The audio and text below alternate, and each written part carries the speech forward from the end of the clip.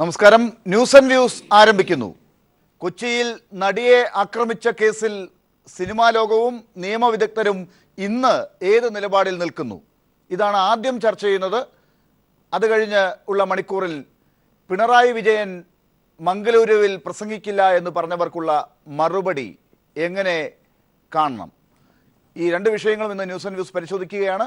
Cinema നടിയെ ആക്രമിച്ച കേസിൽ ഇന്ന് സിനിമാ രംഗത്ത് ഉള്ളവരും നിയമവിദഗ്ധരും എന്ത് നിലപാടുകളിൽ നിൽക്കുന്നു? ഇതാണ് ന്യൂസ് ആൻഡ് വ്യൂസ് ആദ്യ മണിക്കൂറിൽ പരിശോധിക്കുന്നത്.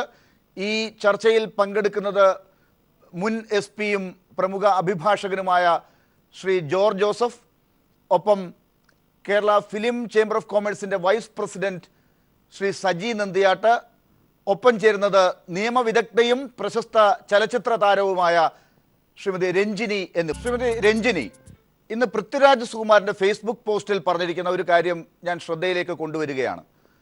അതായത്, സ്ത്രീകളെ അവഹേളിക്കുന്ന സിനിമകളിൽ ഇനി അഭിനയിക്കില്ല എന്നാണ് പൃഥ്വിരാജ് സുകുമാരൻ പറഞ്ഞിരിക്കുന്നത്. ഇത് എന്ത് തരത്തിലുള്ള ഒരു തോന്നലാണ് രഞ്ജിനിയിൽ ഉണ്ടാക്കുന്നത്?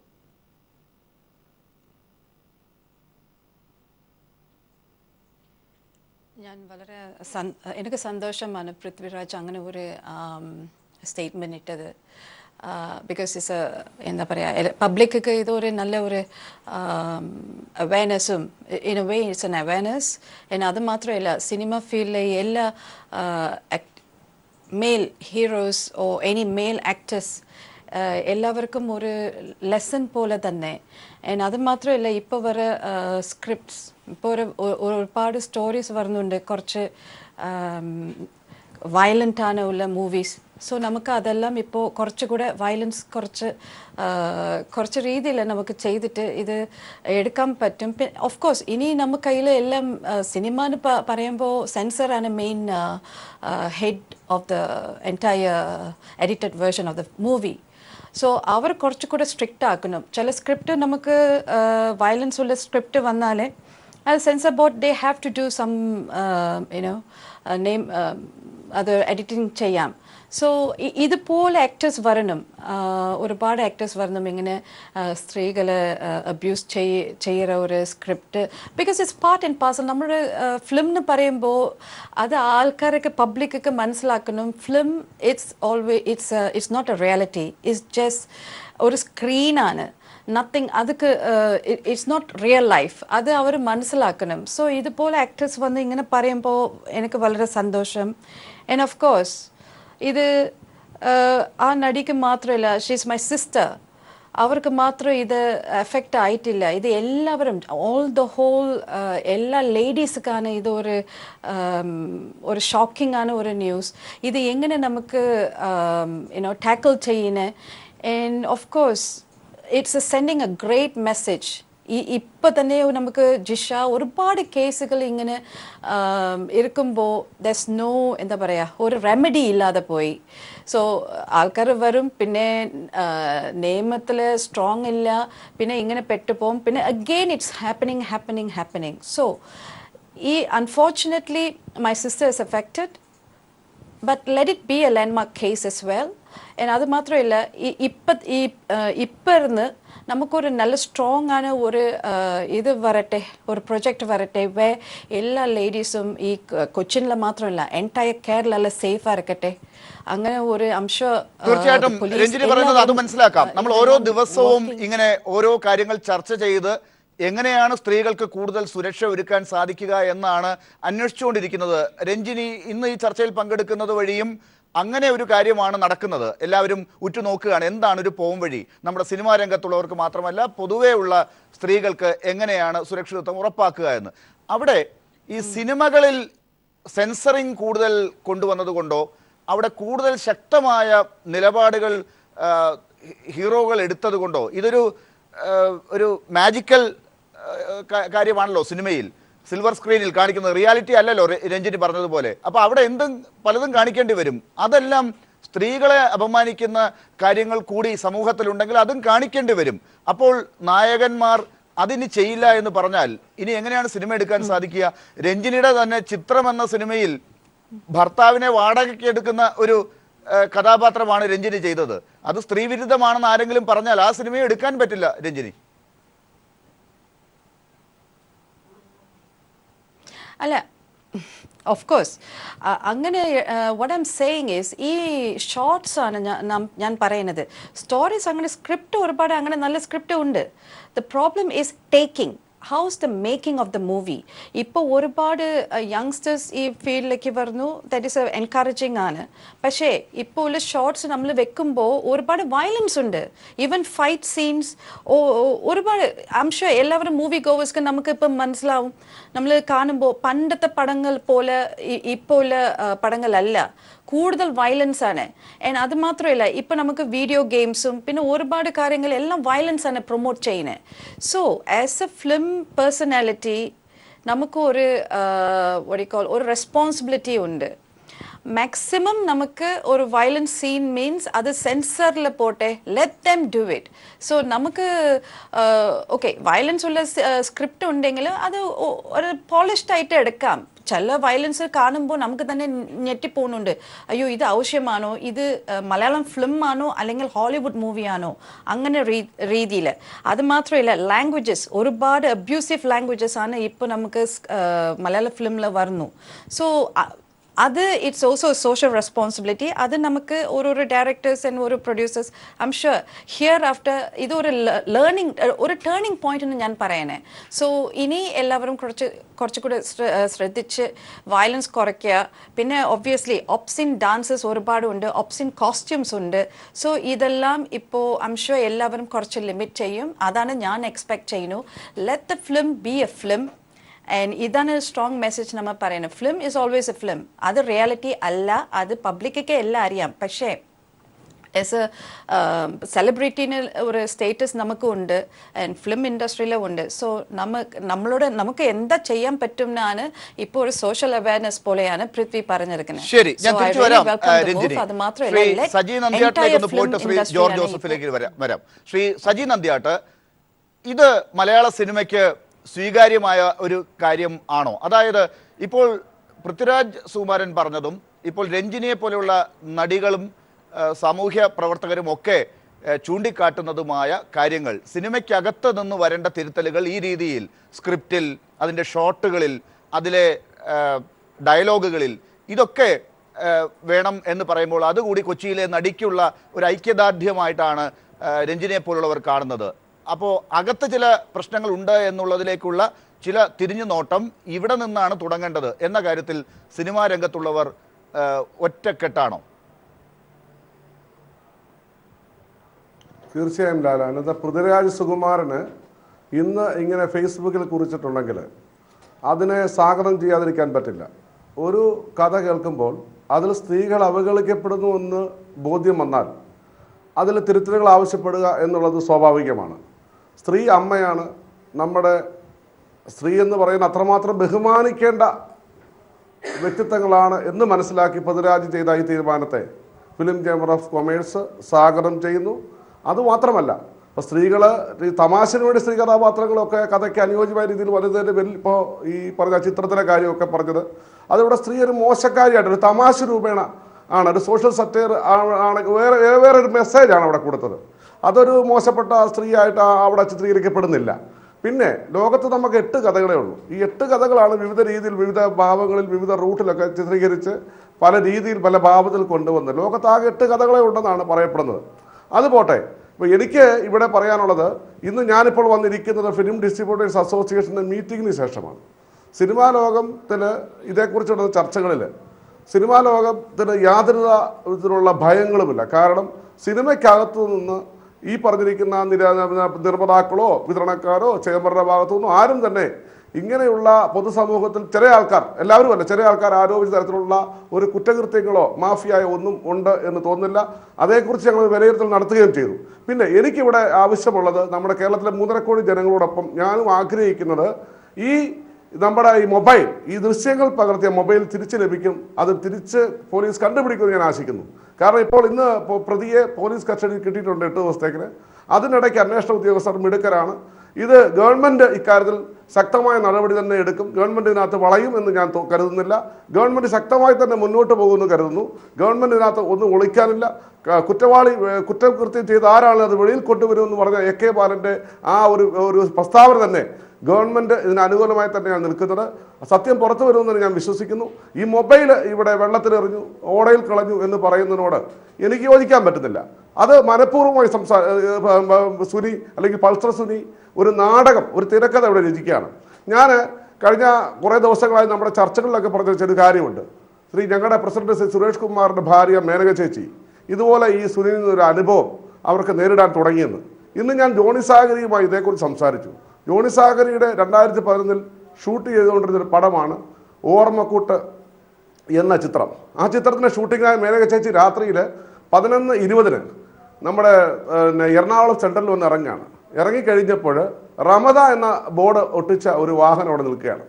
ആ വാഹനത്തിൽ പൾസർ സുനി ഈ മേനക ചേച്ചിയെയും കൂട്ടി റമദ എന്ന ഹോട്ടലിനെ ലക്ഷ്യമാക്കി പോകും. ആ കാര്യം നമ്മൾ ചർച്ച ചെയ്തിട്ടുള്ളത് കൊണ്ട് ഞാനൊന്ന് ഇടപെടുകയാണ് ശ്രീ സജി നന്ദിയാട്ട്. അല്ലല്ല, അവിടെ വേറെ പോയിന്റ് ഉണ്ട്. വേറെ പോയിന്റ് പറയാനാണ്. പറയൂ.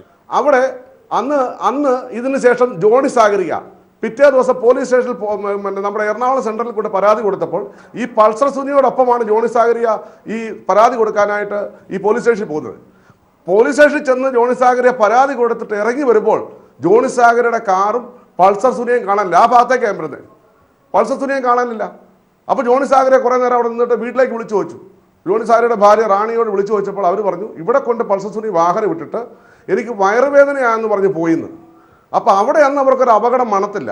അന്ന് തന്നെ സുരേഷ് കുമാറും വന്ന് ഈ സെൻട്രൽ സ്റ്റേഷനിൽ പരാതി കൊടുത്തിരുന്നു. പക്ഷെ എനിക്ക് തോന്നുന്നത് അന്ന് പരാതി കൊടുത്തിരുന്നെങ്കിൽ തക്കം പാർത്തിരുന്ന ഒരു ക്രിമിനലാണ് ഈ പൾസർ സുനി എന്ന് അതിൽ നിന്ന് തന്നെ വ്യക്തമായേനെ. ശ്രീ സജി നന്ദിയാട്ട്, ഇത് നമ്മൾ പലതവണ ചർച്ച ചെയ്തതാണ്. അപ്പോഴെല്ലാം എന്താണ് നിങ്ങൾ പറയുന്ന മറുപടി? ഞാൻ തർക്കിക്കുകയല്ല. പക്ഷേ സിനിമാ രംഗത്തുള്ളവരിലേക്ക് നമുക്ക് അനാവശ്യമായി വിരൽ ചൂണ്ടേണ്ടതുമില്ല. പക്ഷേ നിങ്ങൾ ഇങ്ങനെ ഒരു പ്രശ്നം ഉണ്ടാകുമ്പോൾ നിങ്ങളെല്ലാവരും കൂടെ മീറ്റിംഗ് കൂടി ഒരു മുറിക്കകത്ത് ഇരുന്നിട്ട് ആലോചിക്കും, വിശകലനം ചെയ്യും. ഇതിൽ ആരെങ്കിലും കുറ്റവാളികളാണോ, ഇത് സിനിമാ രംഗത്തുള്ളവർക്ക് എന്തെങ്കിലും പ്രശ്നങ്ങൾ ഉണ്ടോ എന്ന്. ഏറ്റവും അവസാനം ആ മുറിക്ക് പുറത്തിറങ്ങുമ്പോഴേക്കും നിങ്ങൾ തീരുമാനിക്കും ഞങ്ങളുടെ ഇടയിൽ ആരും ഇല്ല എന്ന് ഞങ്ങൾക്ക് തോന്നുന്നു, ഞങ്ങൾ കണ്ടെത്തുന്നു എന്ന്. അതുകൊണ്ടാണ് ഈ പ്രശ്നങ്ങൾ വീണ്ടും ആവർത്തിക്കുന്നത്. ഇവിടെ ശ്രീമതി രഞ്ജിനി ഒക്കെ പറഞ്ഞതുപോലെ ഇവിടെ സ്ത്രീകൾക്ക് ഈ പ്രശ്നം തന്നെ എടുത്താൽ സ്ത്രീകൾക്ക് അനുകൂലമായ ഒരുപാട് നിയമങ്ങളുണ്ട്.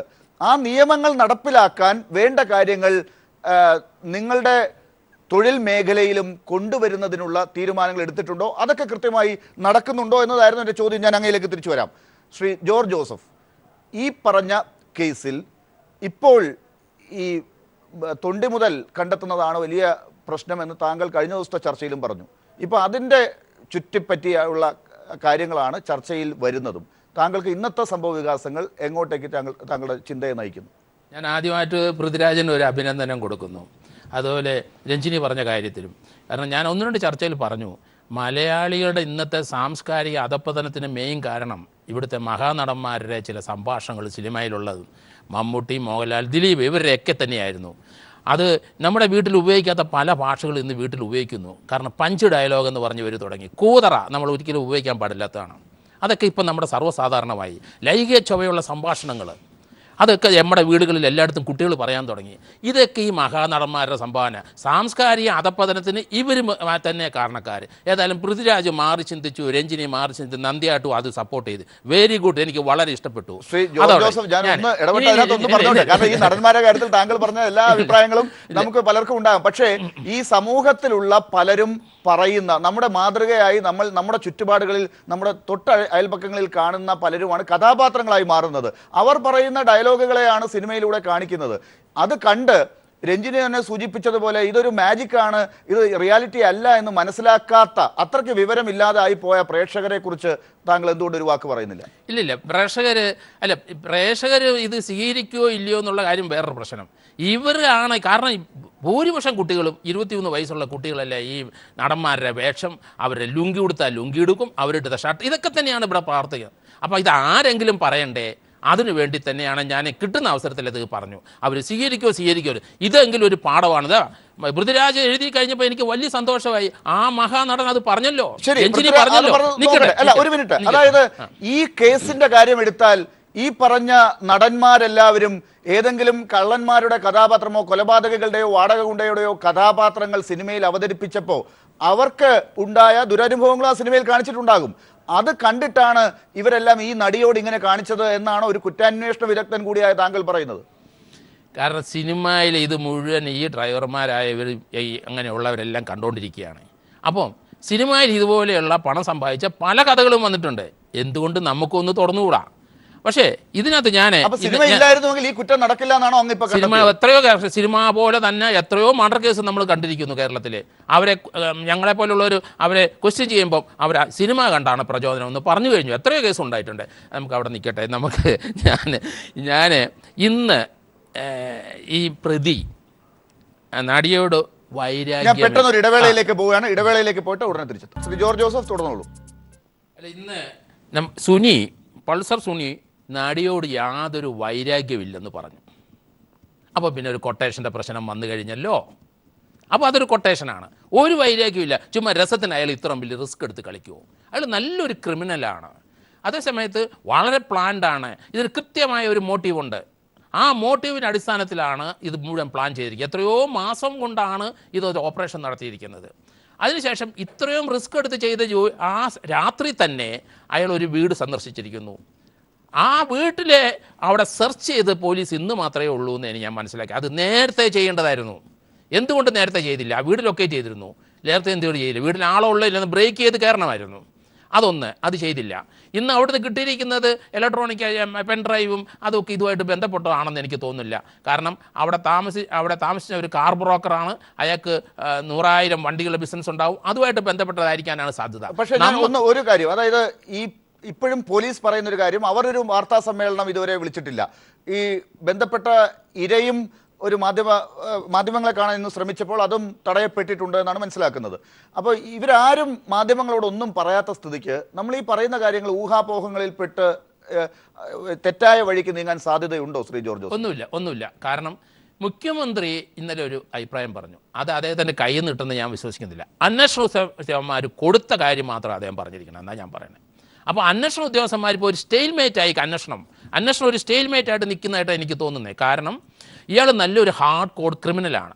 ഹാർഡ് കോഡ് ക്രിമിനൽസ്, ഇവനെ പോലെയുള്ള ഹാർഡ് കോഡ് ക്രിമിനൽസിനെ ക്വസ്റ്റ്യൻ ചെയ്ത് ബ്രേക്ക് ചെയ്ത് കൺവെർസ് ചെയ്യിക്കാനുള്ള തഴക്കവും പഴക്കമുള്ള ഉദ്യോഗസ്ഥന്മാർ ഈ ടീമിലില്ലാതെ ഞാൻ പറയുന്നത്. അത് എവിടെയാണ് ഈ കാര്യത്തിൽ ഒരു പരിമിതി താങ്കൾ കാണുന്നത്? ഈ കാര്യങ്ങൾ ഇപ്പോൾ അന്വേഷിച്ച് കണ്ടെത്തിയ, ഇത്രയും ദിവസങ്ങൾക്കകം കണ്ടെത്തിയ കാര്യങ്ങൾ, ഇത്രയും ആളുകളെ കണ്ടെത്തി, ഇനി ഒരാൾ പോലും പുറത്തില്ല, ഇവർ തന്നെ എവിടെയൊക്കെ പോയി എന്നുള്ളതും എന്തൊക്കെ അവരിൽ നിന്ന് കണ്ടെടുക്കണം എന്നുള്ളതിനെ കുറിച്ചുള്ള പിന്നാലെ പോലീസ് ഉണ്ട്. ഇപ്പോൾ 8 ദിവസത്തെ കസ്റ്റഡിയിലും കിട്ടിയിട്ടുണ്ട്. ഈ കാര്യങ്ങളെല്ലാം ഇങ്ങനെ നിൽക്കുമ്പോൾ ഈ പോലീസുകാർക്ക് എവിടെയാണ് ഒരു വീഴ്ച പറ്റിയതായി താങ്കൾക്ക് കാണാൻ പറ്റും? ഞാനൊരു വീഴ്ച പറ്റിയെന്ന് പറഞ്ഞാൽ, ഞാൻ ആദ്യം പോലീസ് ഇയാളെ പിടിച്ചപ്പോൾ അഭിനന്ദിച്ച ആളാണ്. എല്ലാ ചാനലിലും ഞാൻ പറഞ്ഞു, അഭിനന്ദനം അറിയിച്ചു. എക്സലൻറ്റ് വർക്കാണ്, കോടതിക്കകത്ത് കേട്ട് നിയമപരമായിട്ട് കറക്റ്റാണ്.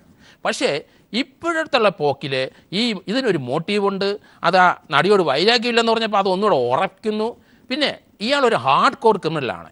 ഇയാളെ ബ്രേക്ക് ചെയ്യണമെങ്കിൽ അത് നേരത്തെ ഞാൻ പറഞ്ഞു, കസ്റ്റോഡിയൽ ഇൻട്രോഗേഷനാണ് ഇങ്ങനെയുള്ളത്. കസ്റ്റോഡിയൽ ഇൻട്രോഗേഷൻ ഒത്തിരി അർത്ഥവും മീനിങ്ങും ഒക്കെ ഉണ്ട്. സുപ്രീം കോടതി വരെ പറഞ്ഞിട്ടുണ്ട്. അത് ഇപ്പം ചെയ്യാനുള്ള അവസരം പോലീസിന് നഷ്ടപ്പെട്ടു പോയി. പോലീസ് തന്നെ പിടിച്ചിരുന്ന കസ്റ്റോഡി ഇൻട്രോഗേഷൻ ഒരു ദിവസം കൊണ്ട് ഇത് ബ്രേക്ക് ചെയ്തേനെ. ശാസ്ത്രീയമല്ല. അമേരിക്കയിലായാലും യൂറോപ്പിലായാലും ശരി, ഭയപ്പെടുത്തി മാത്രമേ ബ്രേക്ക് ചെയ്യുള്ളൂ. അല്ലാത്ത ഇപ്പം നുണ പരിശോധനയ്ക്ക് പോകുന്നെന്ന് പറയുന്നു, ഒരു പ്രയോജനമില്ല. അതൊരു ടൂളാണ്. ഞാൻ ഇന്ന് വരെ ഒരു കേസിൽ ഒരു നുണ പരിശോധന, എനിക്ക് മനുഷ്യൻ്റെ മനസ്സിനകത്ത് കയറാൻ സാധിക്കും. എനിക്ക് നുണ പരിശോധിക്കേണ്ട ആവശ്യമില്ല. അതൊരു ടൂളാണ്. ആ ടൂൾ ചിലരൊക്കെ ഉപയോഗിക്കും. അത് മനുഷ്യ കണ്ണിൽ പൊടിയിടാനാണ് എൻ്റെ ഒരു ആഗ്രഹം. ശ്രീ ജോർജ് ജോസഫ്, അങ്ങനെയാണെങ്കിൽ പിന്നെ എന്ത് നടക്കുന്നു എന്നാണ്? ഈ വെറുതെ പോലീസുകാർ അവരും കൂടെ അവിടെ കാപ്പി പിടിച്ച് കഴിയുകയാണോ ഇപ്പോൾ? അല്ലല്ല, അവർ കാരണം 8 ദിവസം കിട്ടിയിട്ടുണ്ട്. 6 ദിവസം നിരന്തരം 24 hours അവനെ ക്വസ്റ്റ്യൻ ചെയ്ത് ബ്രേക്ക് ചെയ്യുള്ളൂ. അല്ലാതെ ബ്രേക്ക് ചെയ്യില്ല. കാരണം അയാൾ എത്രയോ നാൾ കൊണ്ടുള്ള ക്രിമിനലാണ്. ഞാൻ ഒരു കാര്യം പറയാം, അയാൾ ഈ സമയമില്ലാത്ത ആൾ ചേർത്തലെ പോയൊരു വക്കീലിനെ കണ്ട ആവശ്യം എന്ത്? മെറ്റീരിയൽ ഓബ്ജക്റ്റ് MO എന്ന് പറയും. മെറ്റീരിയൽ ഒബ്ജക്റ്റായ ഇതിൻ്റെ അകത്ത് ഒരു മൊബൈൽ ഫോണെന്ന് പറഞ്ഞ് അവിടെ ഏൽപ്പിച്ചു. അത് തൊടാനുള്ള അവകാശം ആ വക്കീലിനില്ല. മെറ്റീരിയൽ ഒബ്ജക്റ്റ് പോലീസിന് മാത്രമേ തൊടാനൊക്കെ ഉള്ളൂ. പൊതുജനക്കാർക്കും തൊടാനുള്ള ആവശ്യമില്ല. അതുകൊണ്ട് കോടതി കൊടുത്തിരിക്കുന്നു. ഇതൊക്കെ ഒരു നാടകമല്ലേ? അപ്പോൾ എന്തുകൊണ്ട് അവിടെ വരെ അത്രയും ദൂരം പോയി? ആരാണ് അയാളുടെ വക്കാലത്ത് ഒപ്പിടിച്ച് ഓടിച്ചത്? ഇതൊക്കെ നമ്മൾ ഇനി നോക്കേണ്ട കാര്യങ്ങളാണ്. അല്ല, ഇതൊക്കെ എന്തായാലും വിചാരണ ഘട്ടങ്ങളിലൊക്കെ അത് വരുമല്ലോ. അല്ല, ഇതൊക്കെ വന്നെങ്കിൽ മാത്രമേ നമുക്ക് പെനിട്രേറ്റ് ചെയ്ത് കയറാൻ പറ്റുള്ളൂ എന്ന് ഞാൻ തീർച്ചയായിട്ടും. ഈ ഘട്ടത്തിൽ ഇതിന് സാധ്യത ഈ തൊണ്ടി മുതൽ കണ്ടെത്തുന്നതിന് ചില പരിമിതികൾ ഉണ്ടെന്നാണ് താങ്കൾ പറയുന്നത്. അതെ അതെ. ശരി, ഞാൻ തിരിച്ചു വരാം. ശ്രീമതി രഞ്ജിനി, ഇപ്പോൾ ശ്രീ ജോർജ് ജോസഫ് എന്ന മുൻ പോലീസ് ഉദ്യോഗസ്ഥൻ പറഞ്ഞതിനകത്ത് ഞാനൊരു വൈരുദ്ധ്യം കാണുന്നത്, ഈ സിനിമയുമായി ബന്ധപ്പെട്ട സിനിമ കണ്ടാണ് ആളുകൾ ഈ പൾസർ സുനി ഉൾപ്പെടെയുള്ളവർ ഇങ്ങനെ ഈ നടിയുടെ കാര്യത്തിൽ പോലും ആക്രമിച്ചത് എന്ന് പറഞ്ഞു വെക്കാൻ തുടക്കത്തിൽ അദ്ദേഹം ശ്രമിച്ചു. പക്ഷേ ഇപ്പോൾ ഏറ്റവും ഒടുവിൽ തൊണ്ടി മുതലൊക്കെ കിട്ടിയാൽ ഇതിനകത്തുള്ള ഗൂഢാലോചന, മറ്റു ചില കാര്യങ്ങൾ, ഇതിൻ്റെ പിന്നിൽ ആരൊക്കെ എന്നൊക്കെയുള്ള നിലയിലേക്ക് പോകും എന്നാണ് അദ്ദേഹം പറയുന്നത്. അതായത് സിനിമ കണ്ട് ഒരാൾ കുറ്റവാളിയായി എന്ന് പറയാൻ ശ്രമിച്ച അദ്ദേഹം ഇപ്പോൾ അതിനപ്പുറമുള്ള കാര്യങ്ങൾ ഉണ്ടാകാം എന്ന് പറയുന്നു. രഞ്ജിനി എന്താണ് വിശ്വസിക്കുന്നത്? ഈ സിനിമ കണ്ട് തെറ്റായ മനസ്സിലൂടെ സഞ്ചരിച്ച ഒരാളാണ് ഈ പൾസർ സുനി, അങ്ങനെയാണ് ഈ നടിയെ ആക്രമിച്ചത് എന്നാണോ?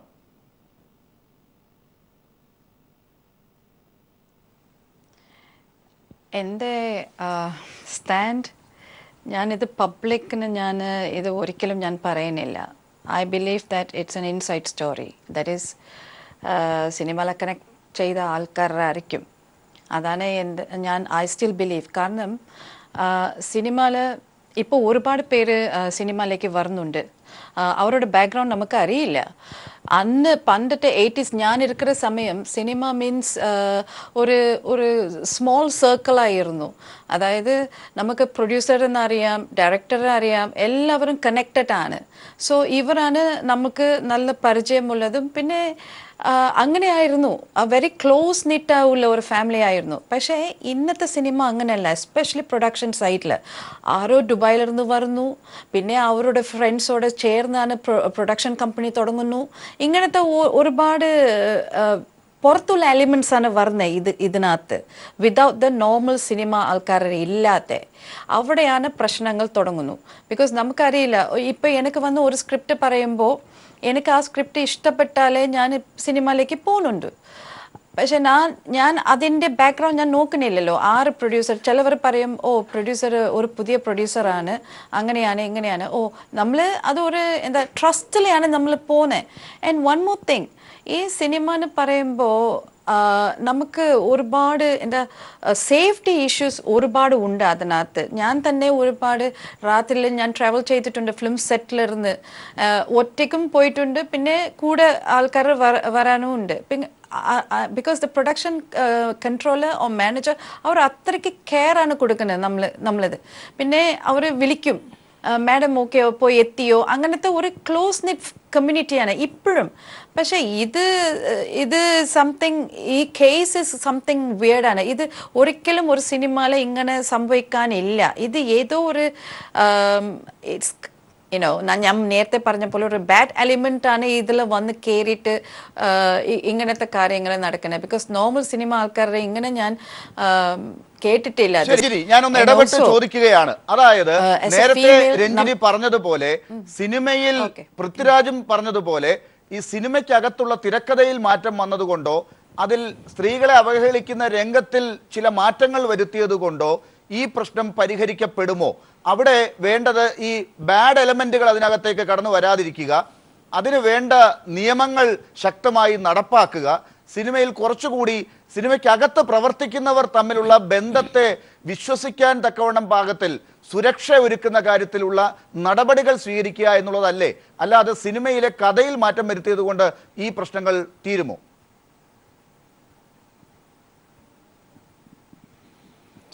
അത് മാത്രമല്ല, ഇറ്റ്സ് ഓൾ എ ടീം വർക്കാണ് ഞാൻ പറയുന്നത്. ഓഫ് കോഴ്സ് നമ്മൾ സിനിമയിൽ സ്ക്രിപ്റ്റിലും ഉണ്ട്. I mean script means okay, script ആവട്ടെ, ടേക്കിങ്സ് ഉണ്ടല്ലോ, ഡയറക്ഷൻസ് ഉണ്ടല്ലോ, അത് നമുക്ക് കുറച്ചുകൂടെ നമുക്ക് ഒരു ലെസ് വയലൻസ് ആയിട്ട് എടുക്കാൻ പറ്റും. ചില ആംഗിൾസ്, സേ ഫോർ എക്സാമ്പിൾ, ഞാൻ കുറ്റപ്പെടുത്തുന്നില്ല, എസ്പെഷ്യലി ഈ ഐറ്റം ഡാൻസ് ചെയ്യുമ്പോൾ അതിൻ്റെ കോസ്റ്റ്യൂം തന്നെ ഭയങ്കര റിവീലിംഗ് ആയില്ലേ.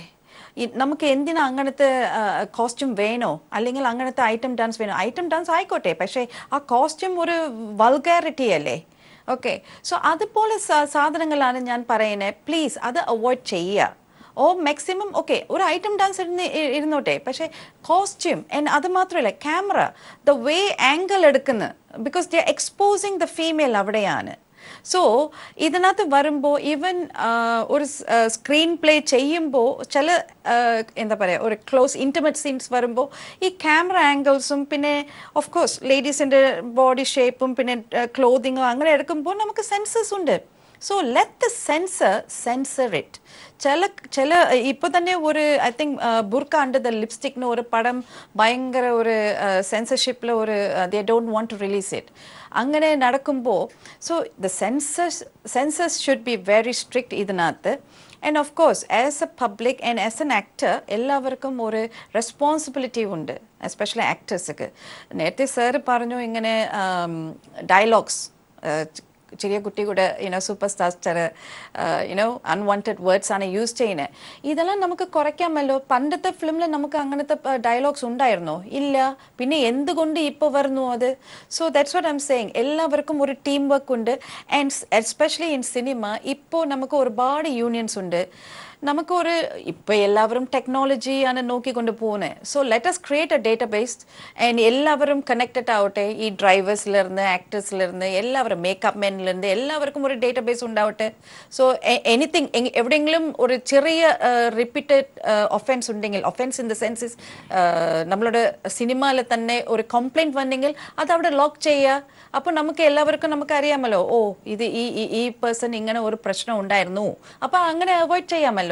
സോ അങ്ങനെ കൊണ്ടുവരട്ടെ അവർ.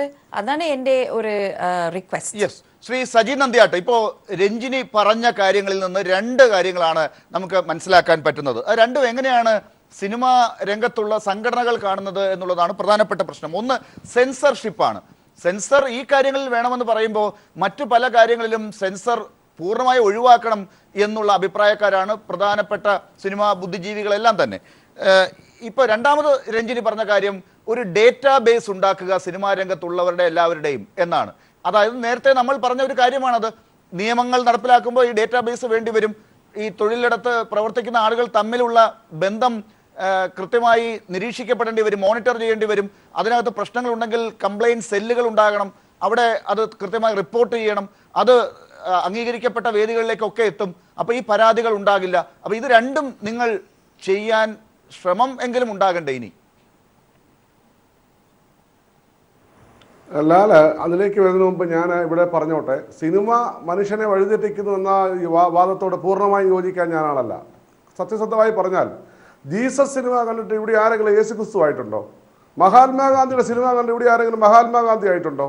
സിനിമയിലെ നല്ല വശങ്ങളെ സ്വീകരിക്കുക, ജീവിതത്തിൽ മോശപ്പെട്ട വശങ്ങളെ തള്ളിക്കളയുക, ഇതല്ലേ സിനിമ. സിനിമ കണ്ടതുകൊണ്ടാണ് താനിങ്ങനെ ആകുന്നത്, സിനിമ കണ്ടതുകൊണ്ട് സമൂഹം മോശപ്പെട്ടവരായി എന്ന് പറയുന്നതിനോട് പൂർണ്ണമായും യോജിക്കാൻ എനിക്ക് പറ്റില്ല. സിനിമ ലോക പ്രതിഭാസമാണ്. അത് മലയാളം എന്ന് പറയുന്നത് കൊച്ചു ഇൻഡസ്ട്രി അല്ല.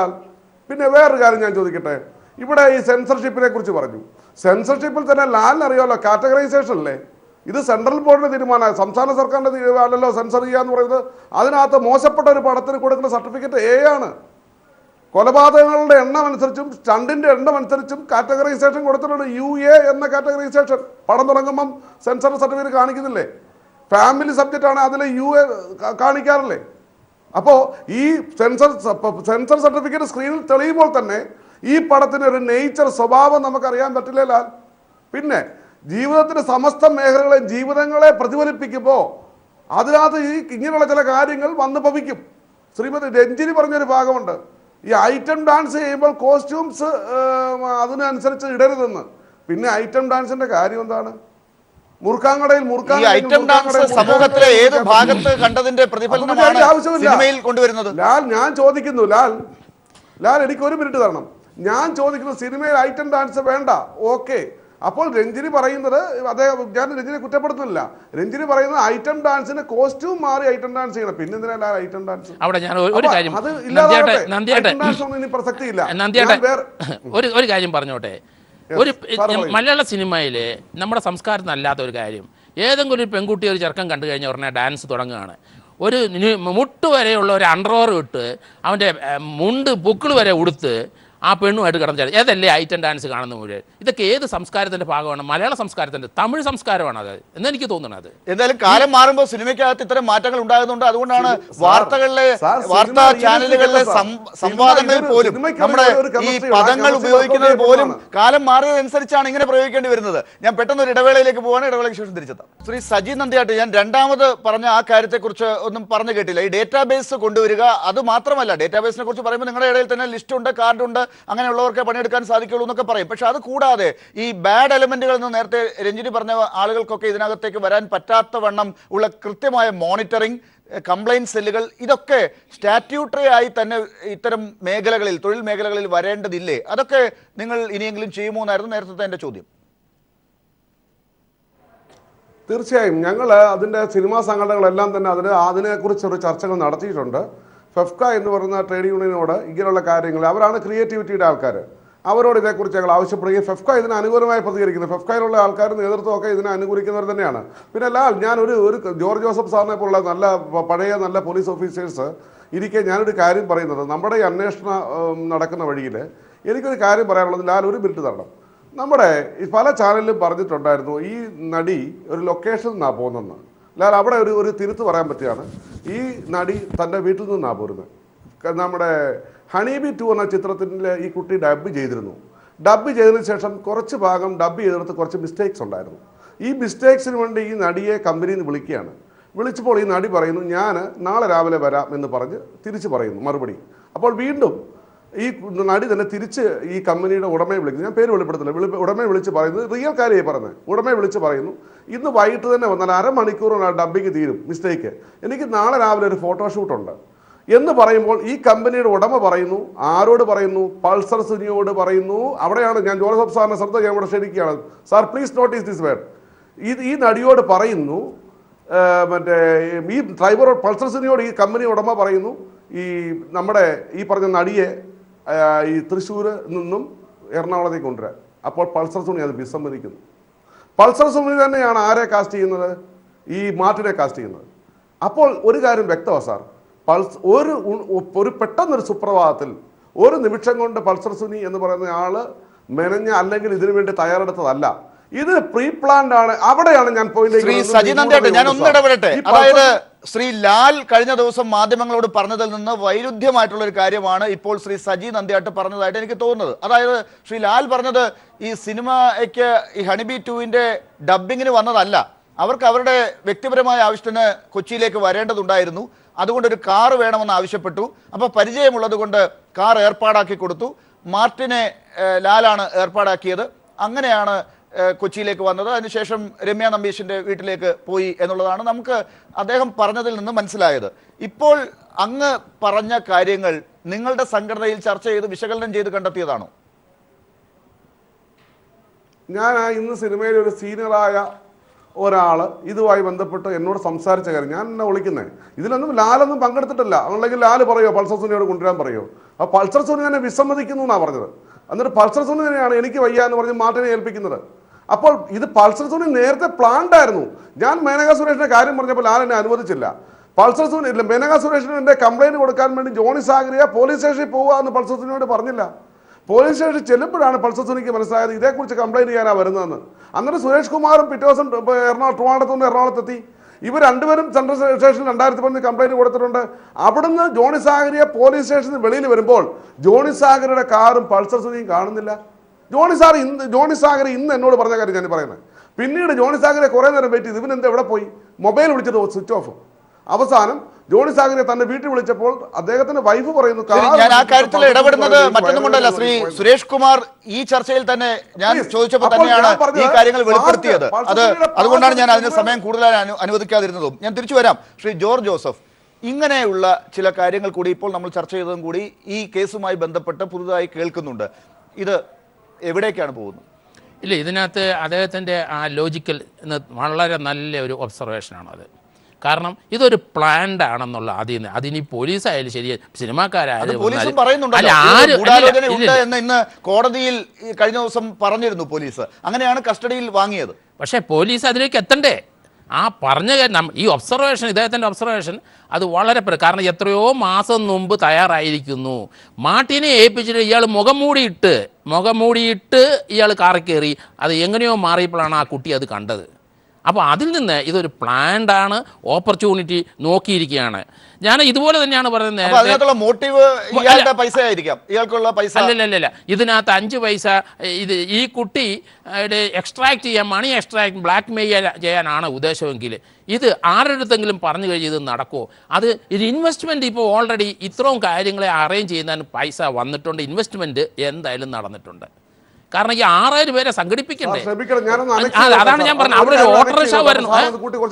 പറഞ്ഞോളൂ സജി ഒരു കാര്യം പറഞ്ഞോട്ടെ സാർ.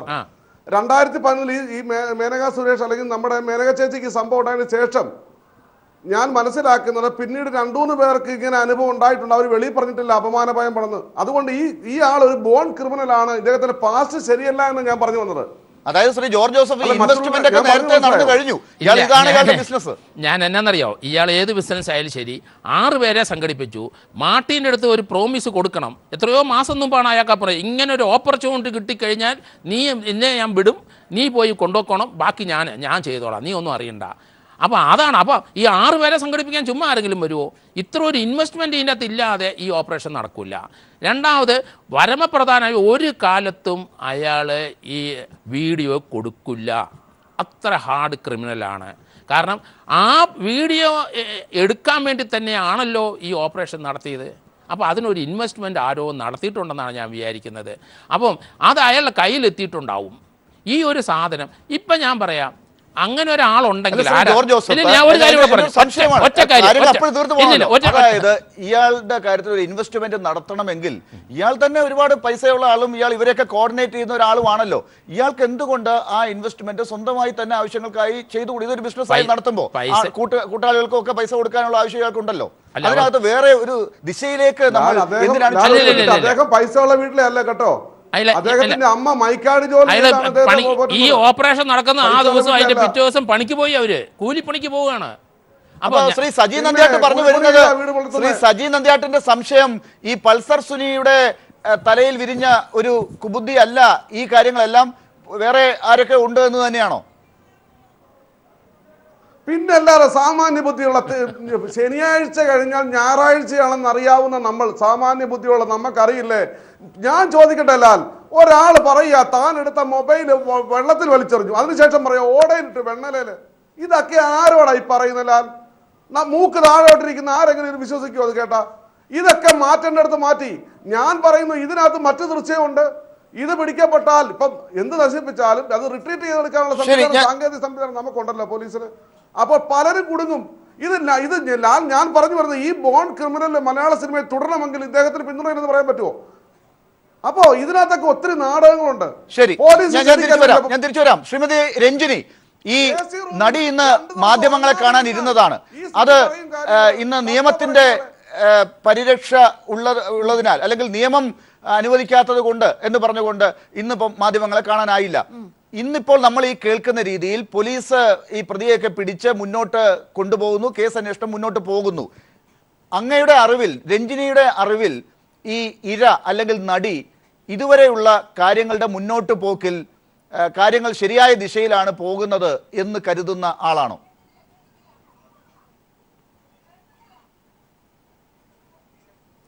യെസ്,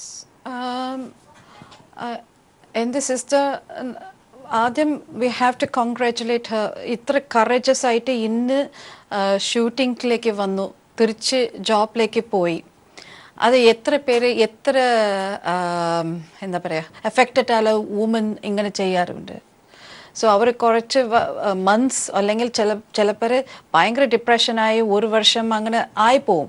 പക്ഷേ ഇത് ഒരു നല്ല ഒരു ഷീ സോ സ്ട്രോങ്. സോ എല്ലാവരും should appreciate and should back Har up. എനിക്ക് വളരെ സന്തോഷം. ഞാൻ ഓർത്തു, ഇത് എനിക്ക് സംഭവിച്ചാൽ എനിക്ക് പെട്ടെന്ന് എനിക്ക് ഷൂട്ടിംഗ് പോകാൻ പറ്റുമോ? So that's one thing. She is very brave ആണ്. അത് I really hats off to her. Ranjini, ഞാൻ പെട്ടെന്ന് ഒരു ഇടവേളയിലേക്ക് പോകേണ്ട ആവശ്യമുള്ളത് കൊണ്ട് ഞാൻ ഒന്ന് പോവുകയാണ്. തിരിച്ചു വന്ന് രഞ്ജിനിയിലേക്ക് തിരിച്ചെത്താം. രഞ്ജിനി, ഞാൻ നേരത്തെ ചോദിച്ചത് ഈ ഇരയായ ഈ നടി രഞ്ജിനിയുടെ സഹോദരിക്ക് തുല്യമായിട്ടുള്ള ആ നടി ഇതുവരെയുള്ള അന്വേഷണത്തിൻ്റെ പുരോഗതിയിൽ സംതൃപ്തയാണോ? അതുകൂടി കൊടുക്കുന്ന ധൈര്യമാണോ ഈ ഷൂട്ടിങ്ങിന് തിരിച്ചെത്തിയതിൻ്റെ കാരണം?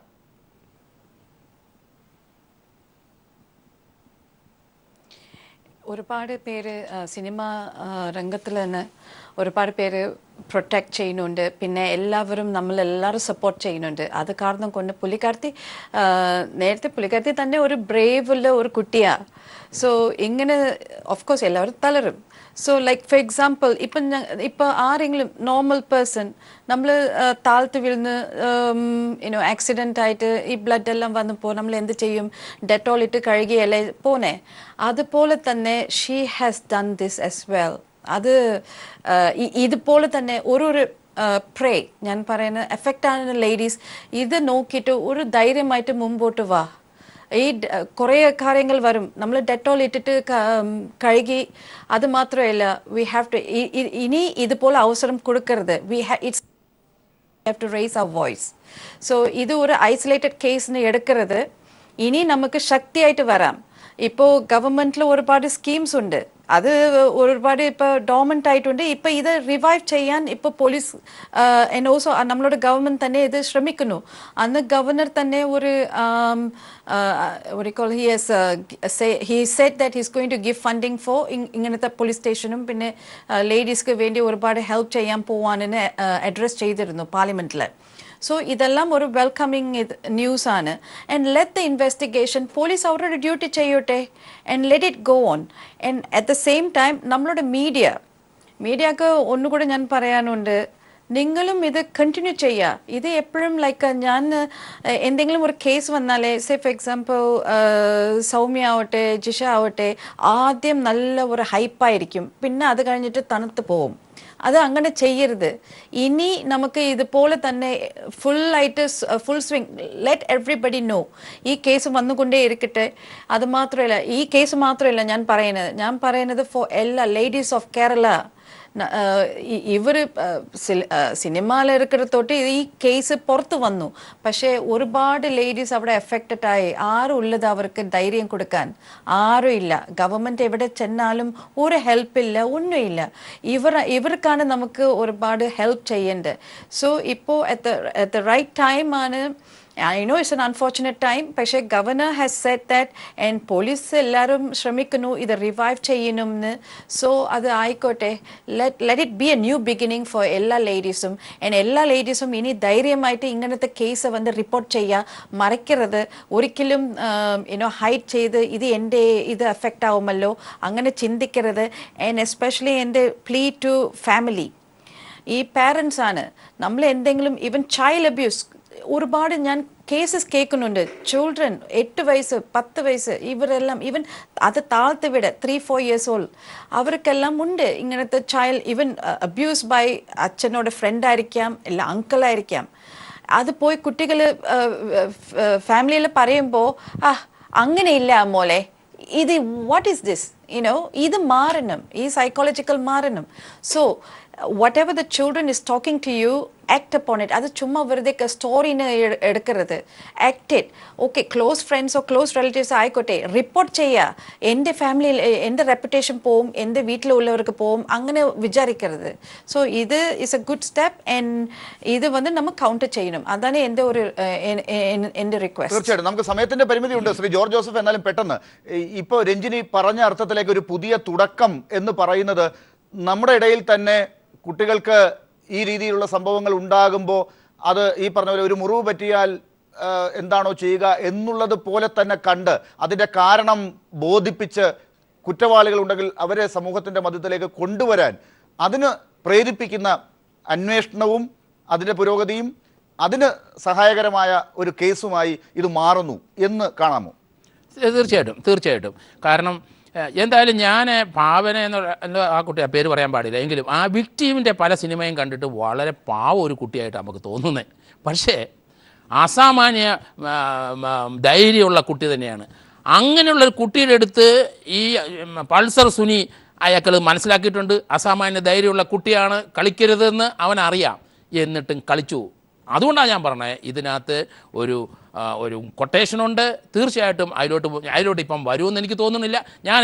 ഞാൻ ജസ്റ്റിസ് കെറ്റി തോമസിൻ്റെ ഒരു ജഡ്ജ്മെൻ്റ് ഉണ്ട് സുപ്രീം കോടതി, അദ്ദേഹം ജഡ്ജായിരിക്കുമ്പോൾ കസ്റ്റോഡിയൽ ഇൻട്രോഗേഷൻ വേണമെന്ന് പറഞ്ഞു. ഇയാളെ നേരത്തെ ഈ നാടകീയമായ ഈ പിടുത്തമല്ലാതെ കിട്ടിയിരുന്നെങ്കിൽ ഇവൻ പറഞ്ഞു പോയേനെ. കസ്റ്റോഡിയൽ ഇൻട്രോഗേഷൻ അദ്ദേഹത്തിൻ്റെ ജഡ്ജ്മെൻ്റാണ്. ശരി, എന്തായാലും സമയത്തിന്റെ പരിമിതി കൊണ്ട് ഞാൻ ഇടപെടുകയാണ്. എന്തായാലും ഈ കേസിൽ എവിടെ വരെയൊക്കെ അന്വേഷണം പോയാലും പലർക്കുമുള്ള സന്ദേശം തന്നെയാണ് അതും പലതരത്തിലും ശിക്ഷയായി തന്നെ പലർക്കും കാണേണ്ടിയും വരും. നമുക്ക് വരും ദിവസങ്ങളിൽ എങ്ങനെയാകും ഇതിന്റെ പുരോഗതി എന്ന് അന്വേഷിക്കാം.